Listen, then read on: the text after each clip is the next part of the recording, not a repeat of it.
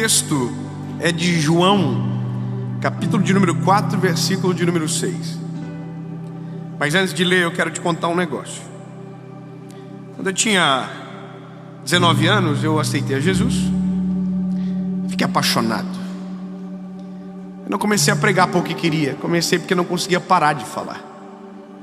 Apaixonei. Me lembro que naquele momento da vida eu estava na faculdade. Fazia direito. E eu tinha acabado de criar uma palestra chamada Não Perca o Foco. Eu era muito metido. Porque o meu sonho era ser professor universitário.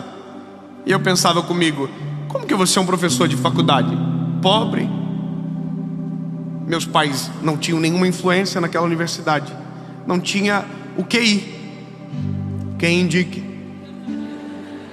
Então eu pensei, vou ter que construir um caminho sozinho.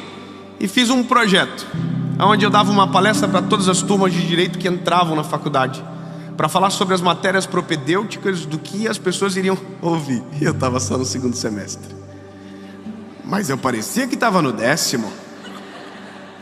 Porque eu tinha estudado bastante. E eu me lembro que aquilo virou um outro projeto, um projeto social, onde eu ia nas escolas para falar com alunos que estavam com alto índice de reprovação. Então essa era a minha realidade. Eu fazia porque tinha um desejo de ser um professor, mas aquilo estava virando um ministério e eu não sabia, sabe? E um dia, talvez um dos primeiros que eu dei uma palestra num colégio público de alunos que iriam reprovar, eu me lembro que eu olhei aqueles alunos e pensei assim, bom, como pode? São tudo muito inteligentes, eles falavam bem, conversavam, articulavam. E eu fiquei pensando, por que eles estão com um problema para passar de ano, né? O que acontece? Eu perguntei para a professora, eu posso conversar com eles no final, individualmente? Um minutinho, eu quero só fazer algumas perguntas. A professora falou, pode fazer. Não é a minha área, eu não sou psicólogo, mas eu só queria conhecer mesmo. E eu perguntei, oi, tudo bem? Qual que é o teu nome? A pessoa falava. E aí as histórias eram todas muito parecidas. Todos que estavam ali, na maioria, estavam dentro de uma família desestruturada emocionalmente. Os pais separados, e aquilo era só reflexo, na verdade. Mas teve uma história que acabou com o meu coração. A menina falou, Dave, a minha mãe me rejeitou. Eu falei, sério?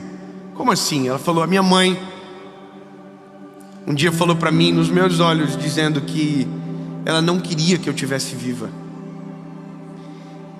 e que ela não me amava. E aí, obviamente, ela chorou, eu também. Abracei ela, mas sabia que aquele meu abraço não era suficiente. Porque eu era só um garoto dando uma palestra e o que faltava para ela era uma mãe que a amava. Engraçado imaginar que tem alguém que tem coragem de chegar para uma criança e dizer, olha, eu não te amo. Eu não queria que você estivesse vivo. Para uma criança o impacto é muito maior, porque a palavra amar, o verbo amar está sendo descoberto. Então ela aprendeu sobre o amor da maneira mais perversa que existe, porque quem deveria dar negou o amor a ela.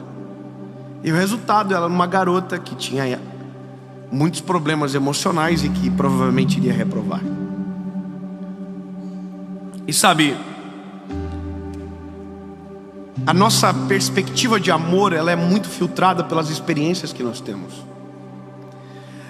Quando a gente fala de Jesus, e a minha missão é falar de Jesus, existe uma palavra que é meio que uníssona.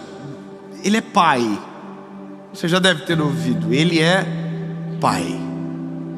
Só que milhares de pessoas foram rejeitadas justamente por essa figura, pela figura do Pai, pela figura de quem deveria zelar pelo amor e amar. Então a conjectura de amor, ela é totalmente pervertida, ela é nuviada. Então o sentimento de rejeição basicamente está enraizado no coração de muita gente, e as decisões são resultados de um sentimento errado. Eu vou deixar bem claro isso com a palavra. Escute, o texto é de João, capítulo de número 4. Você vai descobrir os efeitos que isso tem E talvez identificar que algumas coisas que você fazem tem a ver justamente com algo que está aqui dentro e que filtra a forma que você enxerga Jesus e o amor dele. Olha, João 4:6 diz o seguinte: estava ali a fonte de Jacó. Jesus, cansado do caminho, assentou-se junto da fonte. Era quase meio-dia. E veio uma mulher de Samaria tirar água e disse: Jesus, dá-me de beber. Jesus disse a ela: dá-me água de beber. Porque os seus discípulos tinham ido à cidade comprar comida, ele estava sozinho. E disse, pois, a mulher samaritana: como eu, sendo samaritana, vou dar água para um judeu? Amém. Há um texto nos evangelhos que diz que Jesus, antes de chegar à cidade de Samaria, ao poço de Jacó, pediu que os seus discípulos entrassem na cidade adjacente para pegar comida. Ou seja, esse encontro com Jesus não foi um acaso. Esse encontro com Jesus foi planejado por Jesus.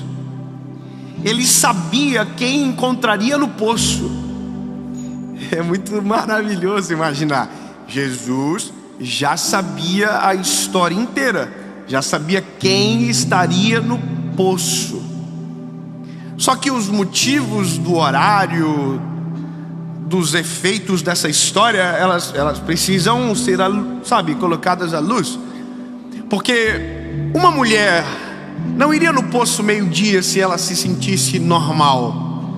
Ela está indo no horário mais quente do dia por um motivo: ela não quer ser enxergada por ninguém, ela não quer ser vista, ela não quer ser encontrada, porque na cabeça dela o valor dela não existe. Ela não sabe mais quanto ela vale. A vida que ela decidiu viver o fez entrar em relacionamentos que se perderam ao longo do tempo, e ela já estava no 5º marido, então estava tudo errado a vida dela, estava um caos.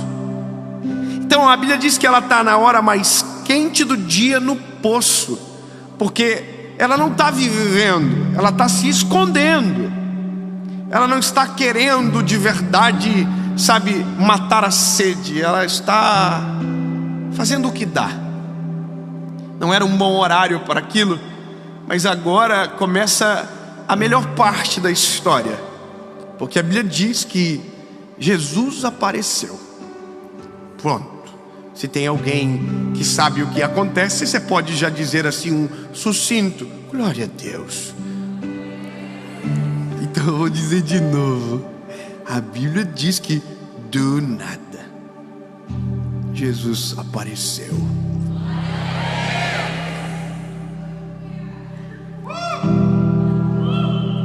Jesus chegou maravilhoso, extraordinário, sozinho. Por que sozinho? Porque tem coisas que Jesus não vai usar eu para falar com você. Os discípulos não serão necessários, e se te chegarem, talvez serão até o motivo para a conversa não rolar. Tem coisas que Jesus vai resolver sozinho, dentro do nosso coração, olhando nos nossos olhos, com a gente. Tem coisas que Deus fala no público, tem coisas que Deus resolve no secreto. Amém? Então Jesus chegou, essa mulher está tirando água, e ele diz para a mulher: você pode me dar água? E a mulher, espantada com aquele homem pedindo água, disse: como assim? Você sabe quem eu sou? Eu sou samaritana.